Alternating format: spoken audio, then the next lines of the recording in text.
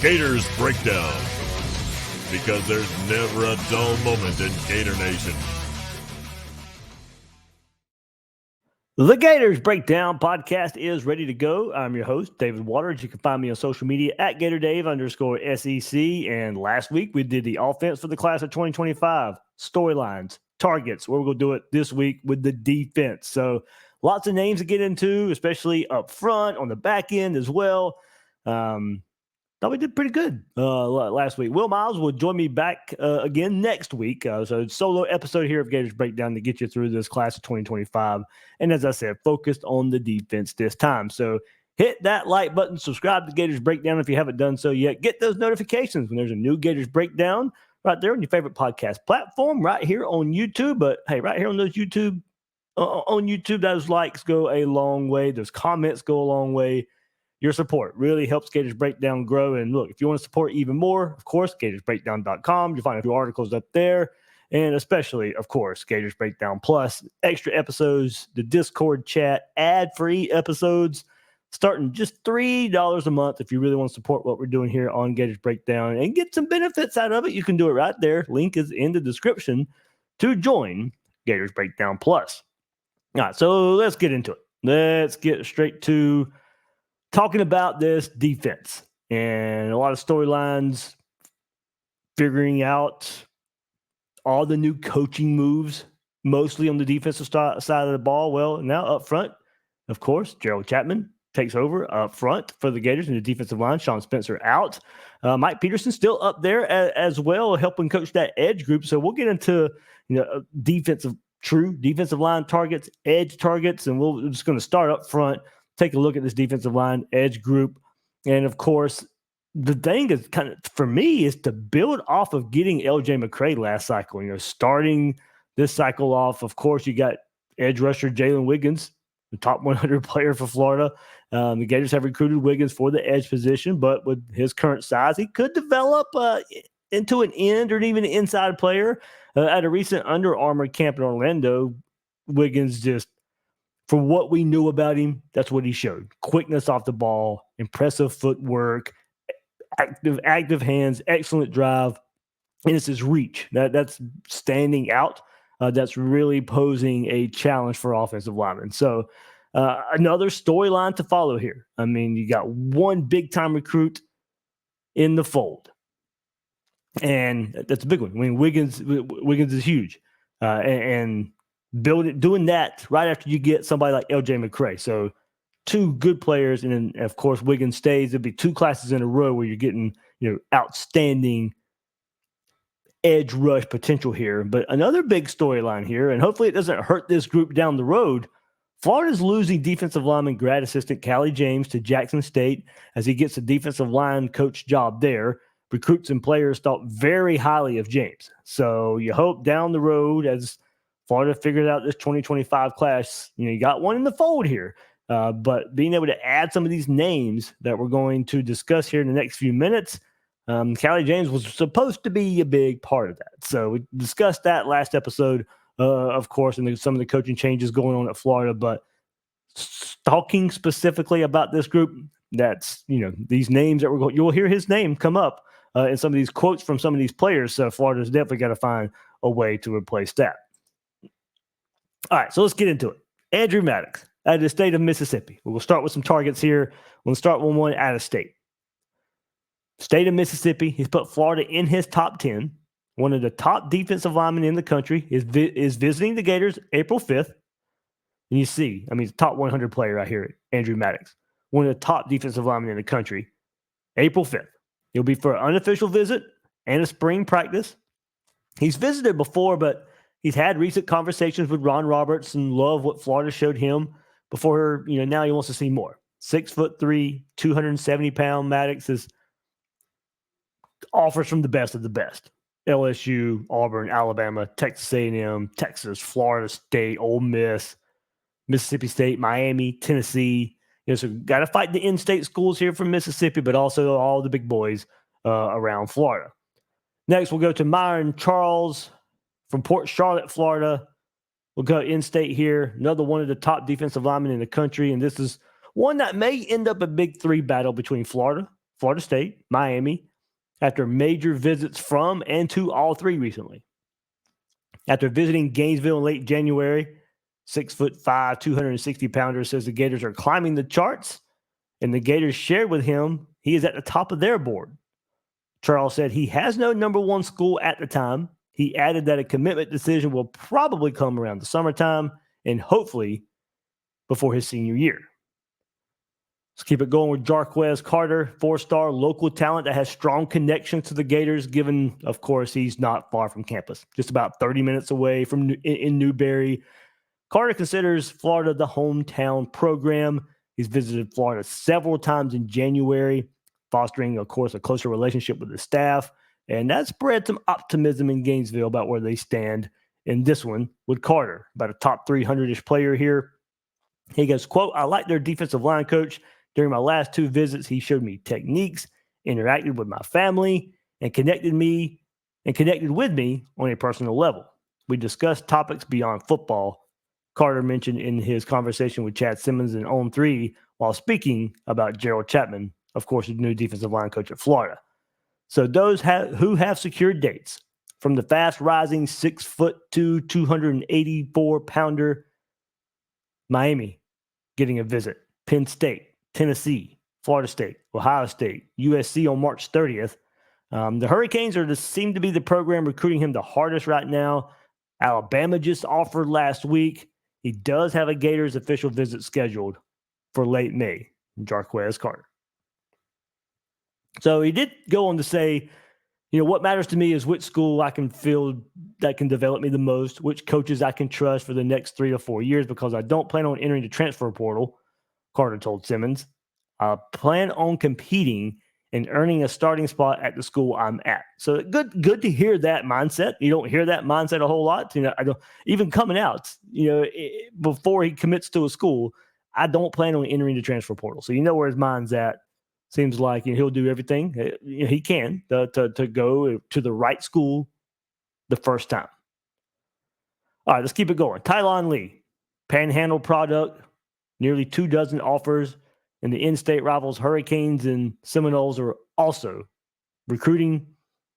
So another in-state battle. The big three more from outside of the state of Florida are involved as well. Lee is out of Milton, Florida. 6'4", 245-pounder, may be a bit underdeveloped at this stage of his process, but has a high ceiling and wants in a system where he can be built up and developed. Miami thinks very highly of Lee, who was on campus for Elite Prospect Day there in late January. Florida State has hosted him a ton, being a school that's close by. Miami and Florida are involved for the Panhandle product. In 2023, his junior campaign, 61 tackles, 20 tackles for loss, 5 sacks, 2 forced fumbles in 10 contests. As a sophomore, he had 88 tackles, 10 of those were for a loss, 24 quarterback hurries, 3.5 sacks, and 3 pass breakups, and helped pace to a 7-4 in Florida's 4S classification. Keep it going right here. Defensive lineman Xavier Okponu, no immediate plans to return to Gainesville from the state of Texas. He identifies Florida as a key player in his recruitment, though. The Denton, Texas Geyer Jr. received a visit from defensive line coach Gerald Chapman in January, which resulted in an offer. Okponu then visited the Gators for the first time later that week. Now he says he has a clear understanding of the SEC's program placed in his recruitment. I visited Florida in February, so I don't need to return in March, but they're definitely in my top 5 right now, Okponu told Gators Online. Quote, I say the relationships with assistant defensive line coach Callie James and Coach Chapman, the atmosphere down there is really, in Gainesville, is really nice. I'm not going to lie. Has a quiet feeling to it. You won't have distractions going to Florida. So I feel like it's a place you can focus on your craft. So like I said, Okponu says he received a family-like vibe from both Chapman and James. And now, of course, James is now gone. So there we go. That's one of the storylines. You go through, and even recent interviews, Callie James is being discussed by a lot of these defensive line prospects, and now he's on the way out. So how does it affect? And especially from somebody like, Okponu from out of state. So the 6'3", 290-pound, 52nd ranked defensive lineman in his class. Florida battling Texas, Texas A&M, Miami, Oklahoma, Oregon, USC, Tennessee, LSU, Missouri, Baylor, Oklahoma State, and SMU, among others. He says an official visit should get planned. Keep it going here with Wilderson Telemock, 6'5", 255-pound defensive end, has high interest in the Gators. The product from Miami has locked in official visits with West Virginia and Minnesota, while trips to LSU, Missouri, and Texas A&M are also in the works. He had a visit in January that went really well. He told Gators Online Corey Bender, quote, the staff was good when they had Coach Sean Spencer, but now with defensive line coach Gerald Chapman there, it has improved. I got to chill with him and Coach Callie James, the assistant, and then I had time to talk with Billy Napier and with him from time to time. They said they love my game, said the South Florida native. I can be an edge guy. I can be an outside linebacker, a strong side defensive end. It just depends on how my body fills out in the future. Look for an unofficial visit to take place between March 22nd and 26th for Telemock. But once again, another one that mentioned Callie James. Here we go. Richard Scott visited the Gators in January, receiving a red carpet treatment and a scholarship offer, being heavily recruited by Mike Peterson. Currently not ranked in the rankings right now. He hails from St. Thomas Aquinas there, of course, in South Florida, the edge product there. Now scheduled his next visit to Florida for April 6th. 6'4", 230-pounder Scott remains unranked by all the major recruiting services, but he's rapidly becoming sought after by Miami, Ole Miss, Penn State, West Virginia, Pitt. They've also offered him scholarships. So when asked about his next visit to the Swamp, Scott said, I enjoyed Florida the last time I was up there. I'm looking forward to checking out a spring practice. So not ranked, but getting some interest here while attending his junior year at Fort Lauderdale Cardinal Gibbons in Florida. He switched schools. He recorded 41 tackles in his junior year, 14 solo, 8 tackles for loss, 2 sacks, according to Max Preps. So, of course, if you're on YouTube, you can see I popped the list up there, and I left a couple names off because I wanted to come back around to 2 of them. And these guys are flip prospects. Javion Hilson, who's committed to Florida State, and Malik Autry, who's committed to Auburn. Let's start with top 50 player Hilson, who's from Cocoa, decommitted from Alabama in January, and then flipped to Florida State. 6'3.5", 225-pound edge product. Ton of growth potential there. Racked up 97 tackles, 27 tackles for loss, 44 quarterback hurries, 14 sacks, 3 forced fumbles, 2 pass breakups, and a fumble return. His dad, FSU fan, so it might be a hard pull since he's already committed there. He's had nothing but great things to say about Florida after visiting Florida for the Tennessee game last year and admitted that game moved Florida ahead of Tennessee at the time.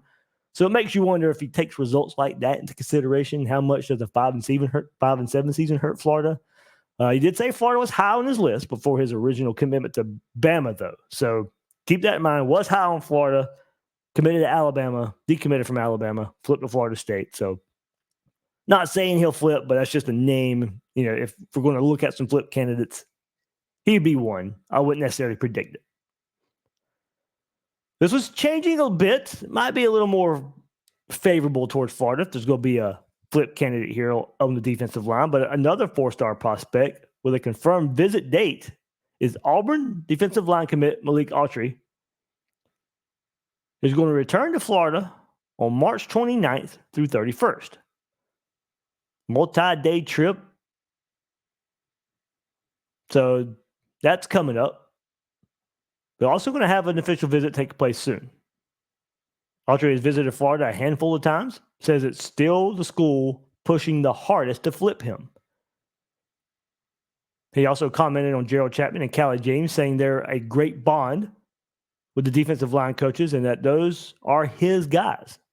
He also had a great relationship with Sean Spencer before he was fired. So, you know, 2 of the names he was the most familiar with no longer on staff now. Sean Spencer gone, Callie James now gone. So it does make you wonder. where the recruitment may stand. So it may make this flip a little more difficult, with the staff changes, but worth keeping tabs on, especially now that he has announced he will officially visit Florida June 14th through the 16th. So this coaching change is happening, but he's still going to make that official visit. Gators are working. He says the Gators are working him the hardest, despite all the staff changes. So getting him on campus is needed to continue work for this flip. Finished his junior campaign with 56 tackles, 9 tackles for loss, 7 quarterback hurries, 3.5 sacks, and a pass breakup. So there you go. Look at your defensive line. A lot of targets there, a lot of names. Edge, defensive lineman. So hard to project where some of those guys are going to fit right now. How Florida moves some guys around. Edge spot, defensive end spot, weak side, strong side. So we'll see where it all ends up. But don't know, trending-wise, with some of those names where Florida's trending the best, at least for some of the top names at least. So I have to bring up, I think, some of those flip targets. All right, let's keep it going. Let's go linebacker. Terrific haul last cycle, of course. Miles Graham, Aaron Childs. Let's go right here. Tarvos Alford, probably the top storyline so far at the linebacker spot for Florida is Tarvos Alford, one of the top linebackers in the country, and at one time was thought to be a heavy, heavy lean towards Florida. Vero Beach product has been on campus many times. He was close to Jay Bateman, and Alford said he had concerns when he left the program, but being back on campus since then, he still has the Gators high on his list. But, of course, this recently, it seems like this will get away from Florida as Alford looks to be trending towards Ohio State. 6'2", 205-pound Alford recently cut his list to 6 schools and will be choosing between the Buckeyes, Florida, Florida State, Miami, UCF, and Tennessee on March the 30th. And it looks like right now, instead of Florida being the main competition for Ohio State, it's like Miami may be the team battling the Buckeyes here down the stretch for Alford. Let's keep it going here. Nathaniel Owusu-Boateng from IMG Academy, top priority for the Gators. He's originally from the state of Virginia. He met Ron Roberts for the first time in late January and admitted that Jay Bateman leaving Florida doesn't really have an effect on him all that much because of relationships with Brandon Spikes and Cannon Gibbs, some assistant coaches there at the linebacker spot for the Gators. Also, the Gators have former IMG product Jeray Hawkins pushing Owusu-Boateng to come toward Gainesville. One of the top linebackers in the country doesn't have a top list right now. Notre Dame, Miami, South Carolina, Florida have a lot of the early buzz. South Carolina, the only official visit scheduled right now, and that's in late May, early June, but does say Florida will get one. Let's keep it there at IMG. Gavin Nix, 25 scholarship offers heading into his senior year. He said he hasn't started to narrow down his choices just yet, but that will come soon. He's enjoyed this process with his growth and recruiting attention. 6', 220-pound Alabama, Florida, Florida State, Ohio State, UCF, Texas A&M are all trying to win his services. He had an impressive junior season as IMG's second leading tackler with 42 in 8 games. Also had 6 tackles for a loss and a sack. And this one's really hard to nail down. As Nick said, he'll start zeroing in on schools once he's seen them all. I'll probably get that done after this summer because this spring and summer we're going to go see the northern schools, see a few schools we haven't seen yet, he said. Quote, right now it's fair game. I'm just trying to create relationships where I can, and probably start summertime, I'll start narrowing down my list. So I'm just going to start trying to create relationships where I can, and probably come summertime, I'll start narrowing my list down. There, I had to get that quote right. Floated a little weird there. So let's go out of state before we end on linebacker, and that is going up to the state of Georgia for Tavion Wallace out of Jessup in Wayne County. Wallace comes in as a top 3 linebacker in the country. Said it was a dream to visit Gainesville back in late January. Said he grew up a Gators fan, and that would keep Florida high on his list. The biggest thing is building a relationship with Napier, Roberts, and Armstrong.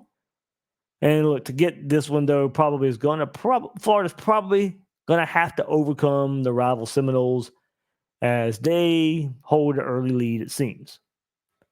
So one thing I noticed putting this linebacker list together, and a lot of other linebacker targets out there, I think these are the 4 to concentrate on, but Florida State's in the mix for a lot of the top linebackers.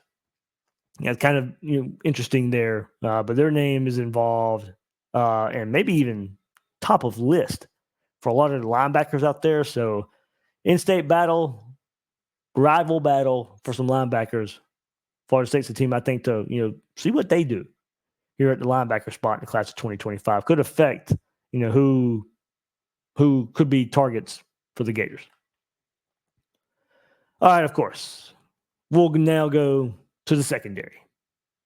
And of course, with this, big changes back there. Will Harris coming in, taking over for the departed Corey Raymond, the fired Corey Raymond.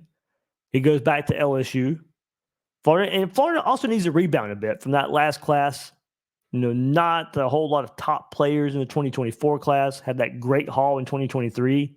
And now Will Harris leading the way. The big story, of course, DJ Pickett from Zephyr Hills was thought to be a strong Gator lean for just most of his recruitment. At the beginning of the year, Pickett excluded Florida from his top 5. He did visit for several days after that, trying to create a strong relationship with Will Harris. Changed his mind maybe a bit. There was some positive feedback, but Florida still didn't make it in Pickett's recently updated top 5. So, look, he's changed his top 5. He's updated it. Florida's still not on it, so we'll see. Florida will get him on campus. They'll continue their high pursuit of him. This in-state target, a lot of ground to make up. Michigan, Oregon, LSU. LSU seems to, with Corey Raymond, seems to be probably the school right now, early on still to maybe look out for in a favorable position. But, once Corey Raymond left, it was perceived that the lead just evaporated. So we'll see what that means in the end. Like I said, Florida leading for so long for Pickett. Top 10 player overall, 3rd-ranked cornerback in the country. Be nice if could find some way to turn that one around. So another safety prospect the Gators are targeting. Pickett, labeled a cornerback, but the Gators has seen him as a safety. And another safety prospect that the Gators are targeting as a cornerback, Dallas Golden from Tampa Berkeley Prep. Listed as a safety, but Florida looking at it as a cornerback. So you see, that's why I grouped these guys together. Pickett listed as a cornerback, but some team as a safety. Some team as each school recruiting these guys different. But for Florida, and here with Dallas Golden, safety prospect, the Gators team as a corner. From Tampa Berkeley Prep, as I said, versatile prospect who's a high priority for the Gators. They need to get him on campus soon. He, of course, not far away from Gainesville there in Tampa. A trip shouldn't be that hard, but Golden hasn't made many trips to Florida. And, heading into spring ball and a lot of visits to be happening soon. Got to maybe get over Florida State, Notre Dame, who seem to be in good position there with Golden. But, of course, top 100 prospect, 2 hours down the road. That's when Florida start. We need to start hearing some positive mojo there for Dallas Golden and the Gators. Let's keep it going at cornerback spot. Ben Hanks Jr. just released that he plans to visit Florida this spring along with Miami, Georgia, Florida State, Syracuse, Louisville, and Penn State. Told 24/7 Sports, "They're the schools that are showing the most interest in me," said Hanks, who has several key factors that are high on his list. The education process, and I want to play as a true freshman. A coach that can coach me on and off the field and to be a man. So Florida's long been involved here. Of course, his father, Ben Hanks, was a player for the Gators But, the younger Hank's interest in Florida, he wants to take that beyond the legacy. He goes, me and Coach Harris, me and secondary coach Will Harris, we have a great connection. Florida is a great school, and my father went there, so that makes it good if I continue the legacy there. But at the same time, I want to build my own legacy. Hanks has welcomed the potential pressure if he decides to go to Florida and follow in his father's footsteps. He'd embrace it, but it's not really a help for Florida. We'll see where it all goes there in the end. See if that plays a factor in his decision. A decision that looks to be planned for the summer, when the Hurricanes thought to have the early lead for the defensive back out of Booker T. Washington down in Miami. Chris McCorkle, he's up next from Cardinal Moody in Sarasota. He continues to trend. He could continue the trend for the Gators out of that school. Remember, his connection to Florida right now is recent Florida signee Teddy Foster, who also played at Cardinal Moody and just recently signed with the 2024 class for the Gators. McCorkle is a big fan of Will Harris and his up-tempo coaching style. Back in January, McCorkle admitted Florida has a lead in his recruitment. He's got his official visit set for June 7th through 9th, and a top 12 of Florida, Florida State, Georgia Tech, Illinois, Indiana, Iowa, Kansas, Louisville, Michigan State, not Michigan, Mississippi State, UCF, and West Virginia. During his junior season, he accounted for 9 pass breakups, 4 interceptions, to go along with 14 tackles on the year. Let's take it back to IMG. Major Preston. He's a fast-rising cornerback. If you see the graphic here, not ranked in any of the major services, 24/7 Sports or On3. But, from IMG, fast-rising, won't probably be long before he gets a ranking. He'll officially visit Florida in June. Mentions that new defensive back coach Will Harris is a big reason why Florida's in the mix, along with his home state school, Virginia Tech. Other offers, and this is probably why you'll see a ranking for him pretty soon and pop up as a fast riser: Michigan, Ole Miss, Colorado, Oklahoma, Texas, Penn State, Syracuse, Boston College are his offers. And let's go safety position again. And this is the big one. And I say that because hopefully it's Florida's next commit. A top 50-ish player here in Hilton Stubbs. Of course, from Mandarin in Jacksonville, Florida continues to be at the top, and his top choice of Stubbs has planned 3 more trips to Gainesville, including an official visit. Florida State, Miami, USC have also secured official visit dates. So a lot of competition for one of the state of Florida's best players, one of the best safeties in the country. But as we head into March, I think Florida's still sitting in a good spot here. And look, where we're at right now and everything we're hearing for how this one's trending, this is a must-get for Florida with the situation they're in right now. One of the top safeties in the country in a friendly, or what should be a more friendly Jacksonville area prospect. Have to get this one done. Decision likely coming in the spring. Great relationship with Austin Armstrong and Will Harris. That's a key factor. Stubbs credited with 97 tackles, 8.5 tackles for loss, 6 interceptions, 6 pass breakups, 3 fumble returns, 2.5 sacks, 2 forced fumbles. Very, very active player, very active safety prospect that the Gators could be getting. And hopefully pretty soon. Keep it there for safety. Keon Young. Despite Young's recent release of a top 10, Florida maintains a pretty significant advantage in attracting the Lakeland target. In fact, he almost committed to Florida in January. Secondary coach Will Harris has emphasized that Young is a top priority. He's a lifelong Florida fan, so that fuels some optimism there for the Gators.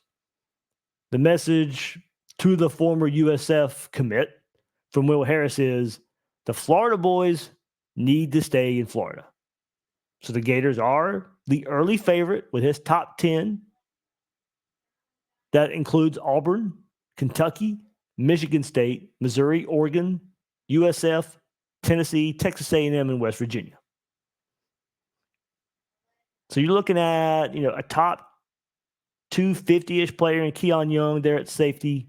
Hilton Stubbs, a top 50-ish player. I mean, Florida could get a talent influx here at safety. And it looks like they're leading for two of them, those two right now. Let's go down south a little bit. Safety Bryce Fitzgerald from Miami has had Florida as one of his top three choices and has always been his dream school. He got a renewed offer from Will Harris in late January after the coaching change, and that was significant for him, which led to a visit being scheduled for the subsequent Saturday. Those plans fell through, but however, this does not affect UF's strong standing. The versatile defensive back plans to visit campus sooner rather than later.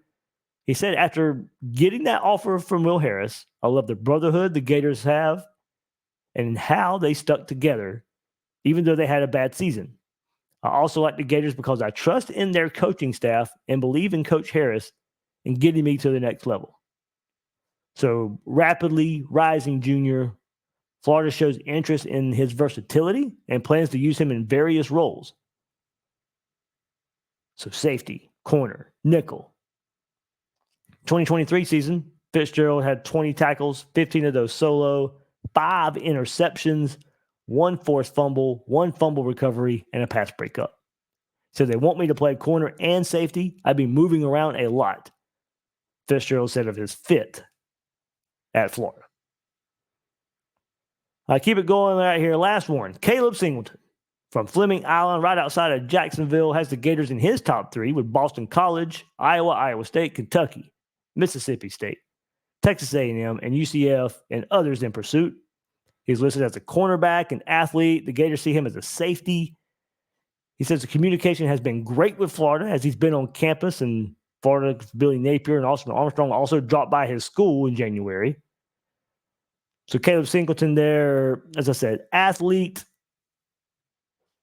down the list as far as ranking goes, 662 overall in 24/7 Sports, 59th ranked cornerback, listed as an athlete on 3, but he is unranked on that service.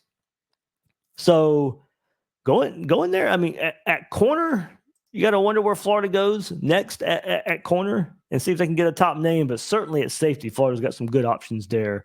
And maybe some decisions this spring there at the safety spot, and maybe can certainly wrap up that position pretty soon where we know, Florida needs some help there. And looks like they got some pretty good choices for now. Hopefully it continues to trend that way. Hopefully the good news continues and stays good news. But certainly Stubbs there, probably commit watch anytime this spring. Maybe the next commit there for the Gators, one they got to have. All right, a little bit of news before I sign off right here on this episode. Got through those targets there for class of 2025. Offense last week, defense this week. Hopefully got you all guys. If you've been behind a little bit and following 2025 recruiting, getting you caught up, getting you started, as it never ends. It never ends. But let's go to some news. And Florida has Florida has hired former Arkansas offensive coordinator Dan Enos for an off-field analyst role. His responsibilities will include scouting and project work with head coach Billy Napier. Jacob Rudner, Swamp 24/7 was the first to report this. Previously, Paul Pasqualoni, remember that guy, performed a similar role for Florida before moving on to the NFL prior to the 2022 season. Billy Napier brings him in. I think he was held over from Mullen's staff, if I believe right, if I remember right, and then took a job before Billy Napier even coached a game.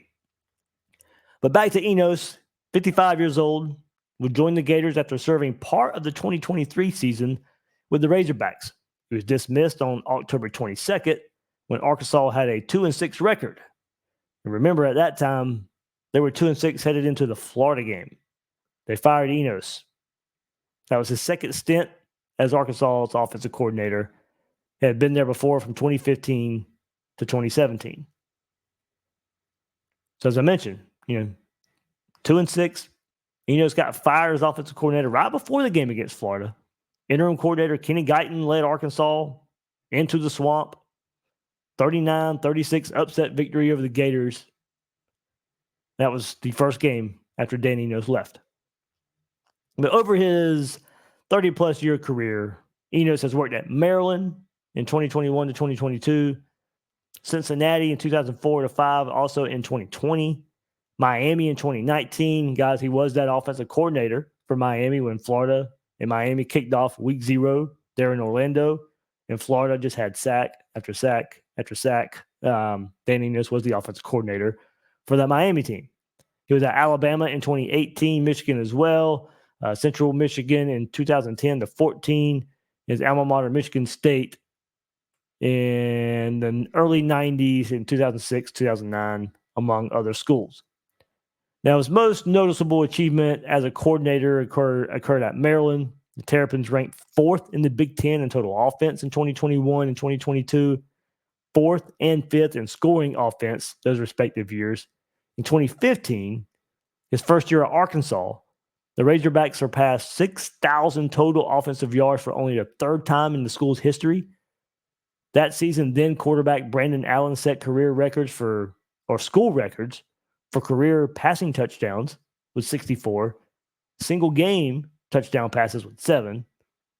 And the Razorbacks also set a new program record for total touchdowns that year with 62. So, not a lot to love lately there from Dan Enos, especially as an offensive play caller. Thankfully for me, if you guys have listened to Gators Breakdown, even saw me on social media, not a lot of love, even before this, no connection to Florida, not a lot of love lost there for Dan Enos. I mean, Arkansas's offense was putrid last year. As I mentioned, that 2019 Miami game. Had some success there at Maryland, but, look, this is an off-field role for Enos. And, his first in Arkansas, it had some good, but since then it's been mostly bad. I know there was some success at Maryland, but seeing how that situation has played out for both parties since then, look, that's Mike Loxley's offense there for the Terrapins. Okay, Enos may get a little bit of credit, but that's Loxley's offense. So, but here we go. Either way, it's an off-field role. It won't impact Florida too much, positively, negatively. This is more support role of staff, not decision-making. Makes it easier to handle for me. Hopefully he makes a better analyst than he has the better offensive coordinator recently, because that has not been good. So I'm telling you, as a pure play caller, offensive play caller, no, not at all. No. I have not been a big Dan Enos fan. Not going to change the tune there as far as an offensive play caller. No, he doesn't have that role at Florida. So can he offer some insight as an analyst? And Chach on Gators Breakdown Plus, he probably said it best of why it's not really that big of a deal for an off-field analyst hire. Guys like Enos are typically what big programs hire for those roles. Butch Jones, terrible coach at, of course, terrible coach, but was in Alabama, pretty much the same role. Did pretty good there. Got another head coaching job. Major Applewhite's another name. Guys like that. So he says, of all the things to complain about, you think that we hired him as OC? Well, we didn't, thankfully. So, yeah, not even close to that. I'm sure he'll have some insight, but not so sure how much in the game planning, and no decisions will be coming through him on game days or anything like that. But I mean, look, does the hire leave a lot to be desired because of a recent track record? Absolutely. I'm not going to sell this as just because he's a orange and blue shirt now. This is some great hire for Florida. I think it has very little impact either way. It's a name hire. I mean, a lot of you, if you know college football, you know about Dan Enos. Look, he had some success. He has had some success before, just not a whole lot of it recently, and not much we can point to say, "Yep, that's him." That's the success that team is seeing because Dan Enos is dialing up plays and dialing up mismatches. Nah, I can't say that. I can't say that. So we'll see. I mean, in the end, very little impact for me. But there we go. That'll end a little bit of news right here on this episode of Gators Breakdown. Looking at you out there and giving you class of 2025 offense last week, defense this week. Hope you guys enjoyed that. little bit of news here with Dan Enos hired on staff as well. So that'll do it for this episode of Gators Breakdown. I'm your host, David Waters. You can find me on social media at GatorDave_SEC. Guys and girls out there, thank you for joining me on this episode of Gators Breakdown.